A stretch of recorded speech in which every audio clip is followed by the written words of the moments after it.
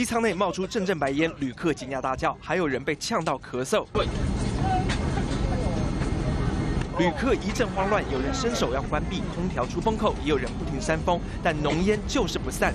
空姐急忙发毛巾给大家遮住口鼻。这架远东航空班机5号从桃园飞往新系，降落之后，机舱内突然冒出浓烟。一定会担心，就是自己坐的飞机会不会也会发生这种事情这样子。今天刚好要飞太原，然后搭的是远东航空的班机。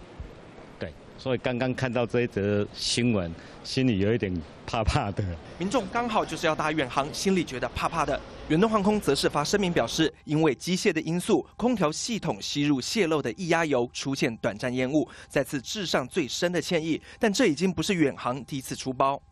上个月13号，桃园飞长滩岛降落之后，滑行偏移跑道，机轮直接滑入草地上。今年大年初2，桃园飞秋田的班机因为讯号异常宣布停飞，149名旅客春节旅游全部泡汤。2017年10月，甚至发生2架飞机擦撞，造成国内航班大乱，而且过去大大小小问题不断。飞机老旧跟维修是一样道理啊，就是维修如果不确实，就有可能造成机械故障啊。 前远航机师回应，机型老旧和维修不确实是远航常出包的最主要原因。除了打乱旅客的行程，乘客对远航的信心更是大打折扣。